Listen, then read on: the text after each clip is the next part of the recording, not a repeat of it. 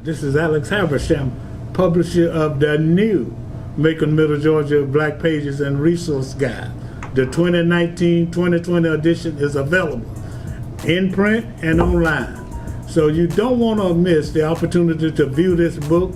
You can see it online at www.maconblackpages.com. And if you want a hard copy, call us at the office, 478-464-0074. The new Black Pages featuring young entrepreneurs and professionals. Get www.maconblackpages.com.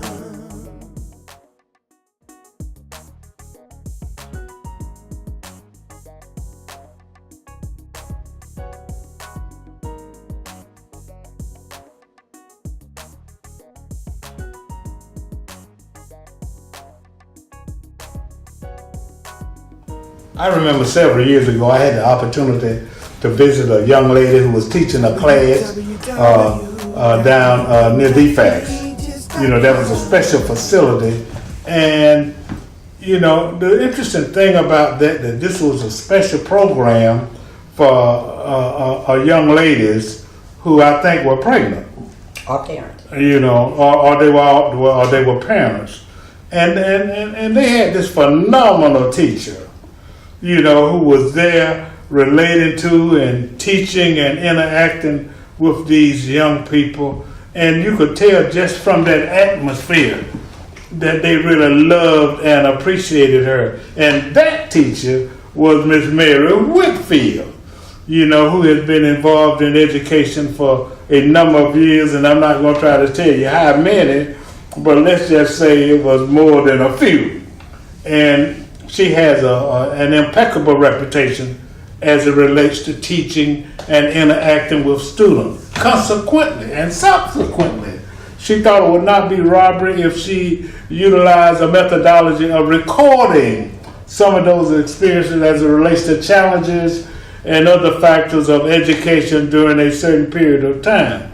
And she's written a book called Such a Fresh Piece, Such a Fragile Piece, that she's written this book. And because of her experience in it, I thought it would not be robbery if we get her the opportunity to talk about the book. Well, first of all, tell us a little bit about yourself.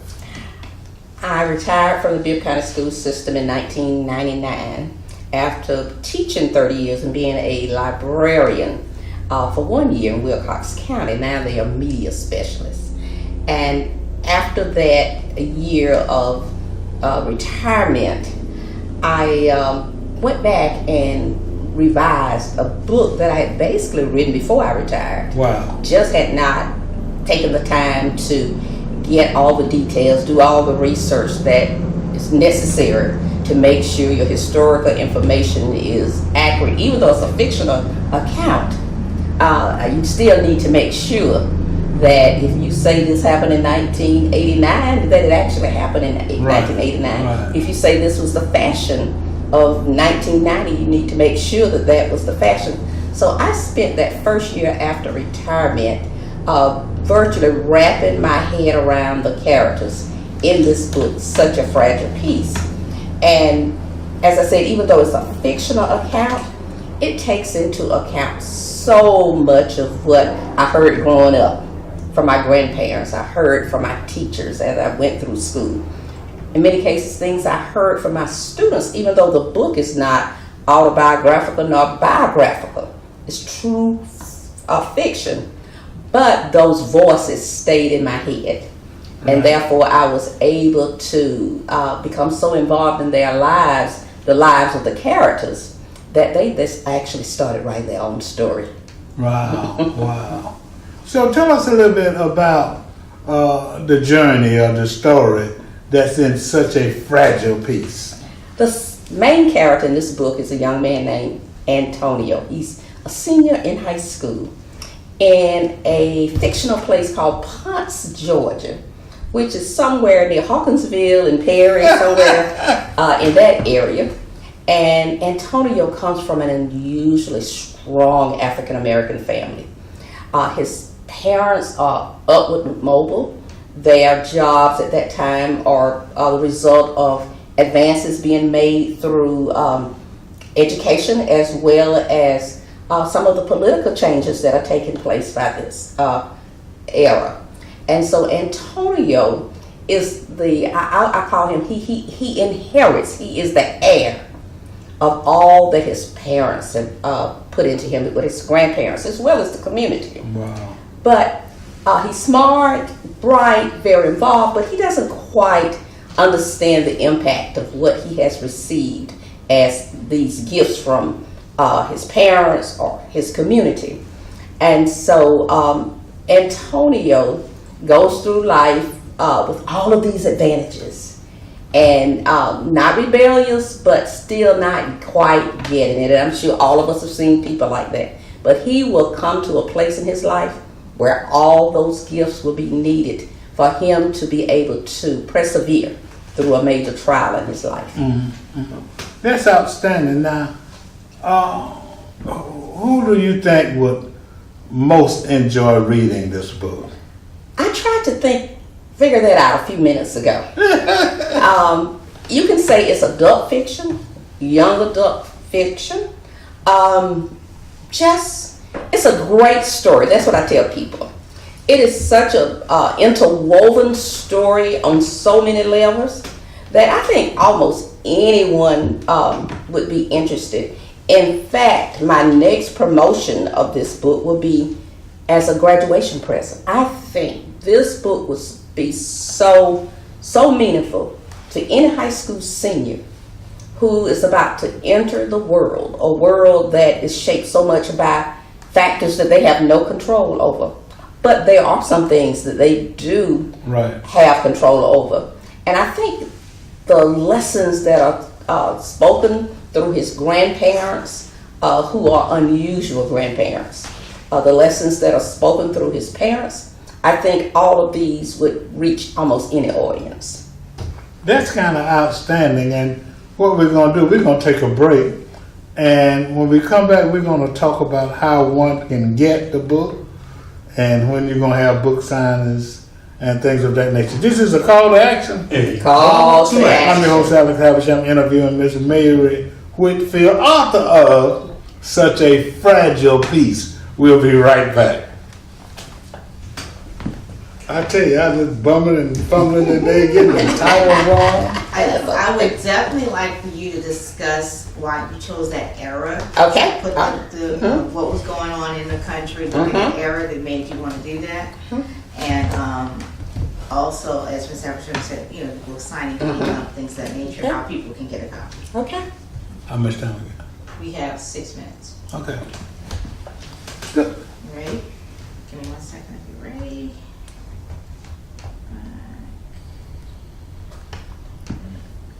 Right, and we are back in 3, 2.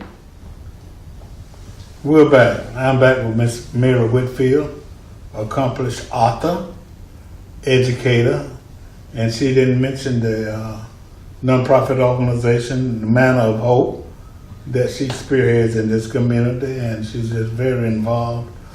But the most interesting thing today, the topic today, is a book that she has written called Such a Fragile Piece. And although it's fictional, I'm sure that it pulls from a lot of her experiences as a community activist and an educator. Now, this book is centered around a certain time in history. Talk a little bit about that. As I taught my students, an event or a major occurrence is a dot. And in order to understand the dot, you have to surround it with details. And those details are not just about what is happening at the moment. You have to look at what caused those events to come about, causes. And then you have to look at what are some of the effects. And so in looking at this era, the main year, 1987, where the main character graduates from high school, it is a pivotal time. Things are changing in the country economically. People are getting better jobs. There is an awareness of how to make some of these changes, especially with minorities. That's true of African American females, any minority. where some of the information that was not readily available in the past, now the information is there and people are moving forward. But the family is always the center. It doesn't matter what is going on. And in 1987, even though we have all the political changes, we see things changing in the South, from the solid South to advances where the government now is not just mainly one political party. The family unit is the key, and this is what we see in 1987. How impactful the family is on whatever takes place. There are political, economic, social changes, and they are profound. But it's that family and the fact of faith in God, that will always gel whatever changes are taking place. So I thought 1987 was a pivotal year. Even though my daughter graduated in 1987, it's not centered around her story. Right. It is more the story is more universal. Right, right. Well, how can one get a copy of this book? For the first edition, I'm going to be the bookseller, and that is intentional because I can use I'm self-published. But I used all the avenues that one would use if he or she published professionally. But I decided to self-publish and do all of the selling of the first edition because I have enough contacts to do so. I have book signings, just many book signings already in place. Thousands of students. And I've taught thousands of students, and I have contacts even in my cell phone. Right. I did 2 pre-orders. And I sold just about half of the first edition just by contacting people in my cell phone. Wow. The next edition, I will go with Amazon and the other outlets. And so they can get the book by, I think the book signings are so important because I will not be doing book readings.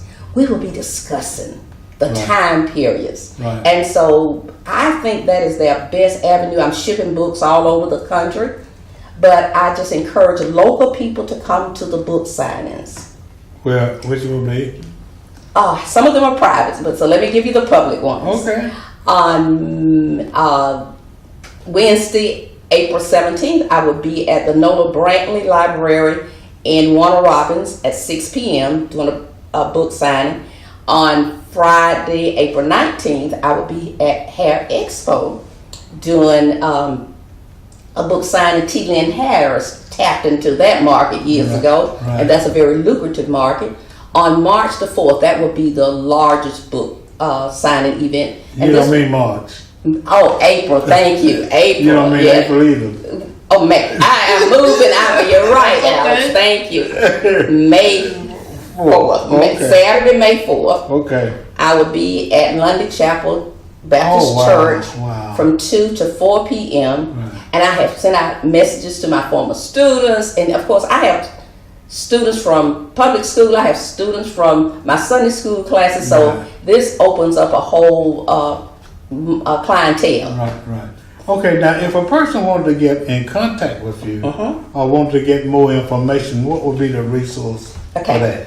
This is what I suggest, is to call the office number, 478-743-8503, 478-743-8503. Okay, and that when that person calls, then they'll either get a recording or a live person that will give them the information. And we're working on websites and personal telephone numbers, but we're just early into the process. One step at a time. Yes. Yeah. Well, I want to congratulate you, first of all, to sit down and write a book. I don't care how long it takes, to do that and come out with such a phenomenal edition. You ought to be congratulated. I'm very familiar with your experiences. I know about your nonprofit and how you try to help the community, and I know about your teaching, and I know the kind of impact that you had as an educator in this community. So although this is fictional, it's based on some real live experiences. I wish you Godspeed with this publication, and give us that number again. 478 743-8503. This is a call to action. A call to action. I'm your host, Alex Haversham, having interviewed Minister Mary Whitfield, who's the author of Such a Fragile Place, which is now available for you not only to purchase, but purchase it and read it and learn all about Antonio. Thank you so much for coming. Get your copy of the book and have a great day. Thank you. This is Alex Haversham, publisher of the new Macon, Middle Georgia Black Pages and Resource Guide. The 2019-2020 edition is available in print and online. So you don't want to miss the opportunity to view this book. You can see it online at www.maconblackpages.com. And if you want a hard copy, call us at the office, 478-464-0074. The new Black Pages featuring young entrepreneurs and professionals. Get www.makingblackpages.com.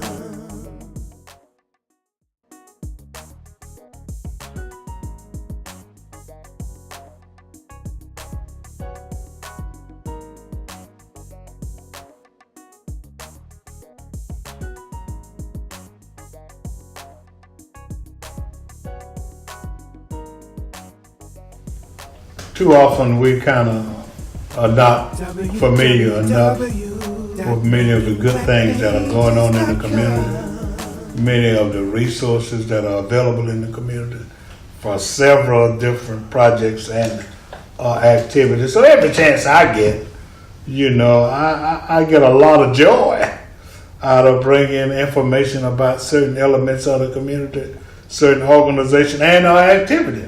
Well, the reason I'm kind of giggy today is because I'm just pleased to be able to present an activity in this community that's really a good resource, a phenomenal resource that everybody doesn't know about, and we're going to try to make the community more familiar with it. And that organization is Bike Walk, which is a very, very interesting name, and I guess it kind of implies what it says, but why should I guess when I have with me today Miss Rachel Hollar, soon to be something else. Yeah. It's still Hollar right now. It's still Hollar at the moment. Yeah, who is the executive director of Bike Walk. How you doing? Doing great. Thanks for having me. Yes, ma'am. Thanks for coming. Tell us a little bit about yourself first, and then we'll get into some of the particulars. Well, a little bit about me. I've been in Macon for 10 years now. I moved here to go to Mercer, and after I graduated, I actually moved away for a little bit, and then I came back and worked in some nonprofits, and found myself starting Bike Walk Macon in 2015. Oh, wow. You coming up on 4 years. Yeah. Yeah, congratulations. Thank you. What is Bike Walk Macon, and what kind of drove it? So we see ourselves as a nonprofit that's leading the movement to make biking and walking a safe and convenient option, both for transportation and for recreation for everyone in Macon-Bibb County. And what drove that is in 2015, I was driving to work every day. It was less than a mile, which I thought was crazy, but I really didn't have the confidence to bike to work. And then one day I did. And I felt happy, and I felt healthy, and I felt a little more connected to my community. So that's really what sparked me to just get a little organized and find some resources so that I could start a group that could speak up for improving biking and walking in Macon. Wow. So when you said start a group, I mean, what do you do? What kind of activities and goals do you have? And then I've seen a bunch of folks on bikes all across town. So talk a little bit about that. So the activities that we first offered were activities that got me excited about biking. The first thing I really did was bike in the Cherry Blossom Parade. And that's what really got me motivated to get a nice bike. I looked on Craigslist and got a good bike. And then I said, we've got this group together. We got a little bit of grant funding through an organization called 880 Cities. I think you're familiar with them. And we did some social rides just like that, where we Ride for fun. And the Open Streets is the first program that we took on that was a really big program. And Open Streets is our annual event where we shut down miles of streets on a Sunday and invite people to come out and bike and walk and skate and enjoy car-free streets for 4 hours. Wow, that's phenomenal. So it's all about movement and getting from one place to the other, I would think. Yes. Okay. So what kind of activities do you have coming up? No. Tell me, first of all, how can one become involved in Bike Walk? Well, the easiest way to get involved is to come to some of our community events. Every month we have free events that are open to people all ages, all skill levels. Our monthly ride is called Bike Party. Oh, you got a ride every Yes, month? we have a ride every month, and we also have a walk every month. Wow. And they're very beginner level. So Bike Party, we have music, we have costumes, and we just ride around the city. But our big one coming up is May. That's National Bike Month. So we have all kinds of free events planned. We have Bike to Work Day with Mayor Rickert, and we'll have another bike party. We'll have a commuter breakfast. We have several events planned to celebrate Bike Month. Okay, so if there is a person out there who may be a biking enthusiast or who may think he or she is a biking enthusiast, are there some guidelines as it relates to how does one go about purchasing a bike, knowing which bike to purchase and what bike is best suited for certain situations or weights or ages and things of that nature? Yeah, that's definitely a challenge. I always point people to our local bike shop, Bike Tech on Vineville, and they're a great resource. They're very family friendly. I know when I first wanted to buy a bike, I was very intimidated because I had no idea where to start. I think that's a good place to start. Visit your bike shop. Even if you don't buy a bike from them, they'll definitely help you. Here's what you need to look for. Here's what size. But we also have rental bikes around town called Zagster. There's one in front of the Tubman. There's a station in front of Washington Library. So even if you don't want to go purchase a bike, you can rent a bike in Macon for a few hours. Wow, I did not know that. Yeah. You just go to the bike stand and rent a bike? Yep, you download an app. It's called Zagster. And Spell it. that's Zagster. Okay. And that's managed by Visit Macon. You know, is that kind of like where I've been to cities and I've seen bikes all over town? Sometimes they ride them and just leave them on the street. Is that kind of the same scenario? It's very similar.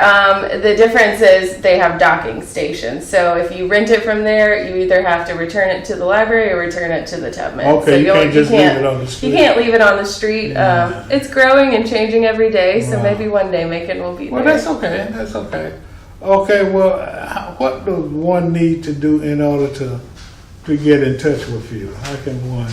Now, so do you have a formal organization, a newsletter, or Yes. do you need volunteers? Or? We always need volunteers, especially for open streets where we shut down about 3 miles of streets. We need about 100 volunteers for that. And the best way to get involved with us is to go to our website. It's bikewalkmacon.com. There's a form on the homepage, and you put in your email address, and you'll get our email updates. We send out a big newsletter once a month of what we have going on, how you can get involved, and just what's going on locally that you need to know about.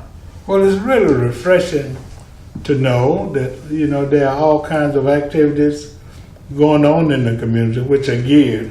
And I promise you, I'm going to get involved in some of them, which are geared toward making a more healthy community, a more viable community for transportation and things of that nature, and, you know, a more livable community. Because as long as you have those kinds of activities going on, then that makes it a better place for all of us to live. So I want to congratulate you on your impending matrimony. And you're welcome. And what you're doing as it relates to Bike Walk and bringing avenues of movement to the city. What's the phone number that they can reach you? Our phone number is 478-335-1236.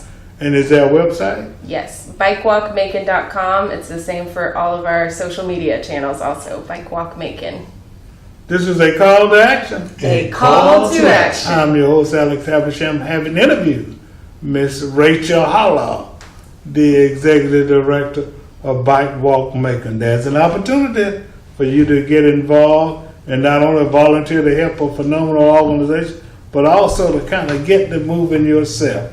This is a call to action. A call to action. I'm your host, Alex Habersham. Have a great day. Jane's Walk Macon is a movement of free citizen-led walking conversations inspired by the legacy of Jane Jacobs. Jane's Walk gives people an opportunity to get out in your city and experience your community by listening to new stories about your neighborhoods, meeting new people, and discovering gems along the way. This is a global movement. It's happening in more than 200 cities throughout the world. Jane Jacobs was a writer and an activist who had a lot of really great ideas about how to plan, build, and grow cities through community-based building. You may have lived in your city your entire life and not got to experience some of the different things that the neighborhoods have to offer. Macon is very unique, has a lot of special stories, a lot of great history, a lot of wonderful neighborhoods.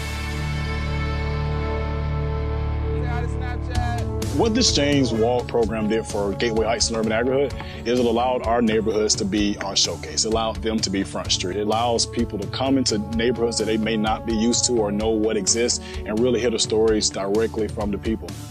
People from all walks of life meet and run into each other, exchange phone numbers, network, get to know each other, have a new friendship circle that they can create from these events.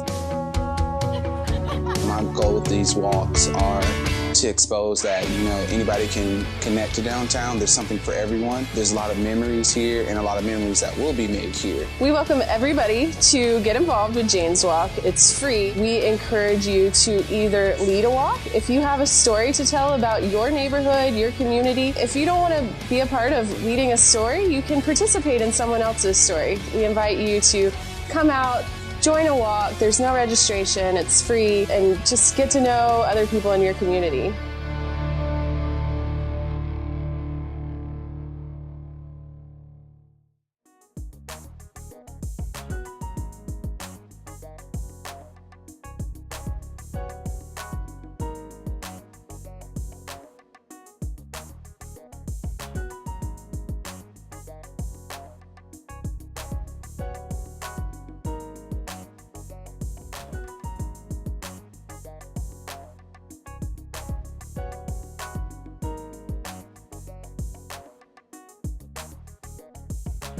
www.makingblackpages.com. This is Alex Habersham, publisher of the new Macon, Middle Georgia Black Pages and Resource Guide. The 2019-2020 edition is available in print and online. So you don't want to miss the opportunity to view this book. You can see it online at www.makingblackpages.com. And if you want a hard copy, call us at the office, 478-464-0074. The new Black Pages featuring young entrepreneurs and professionals. Get www.makingblackpages.com.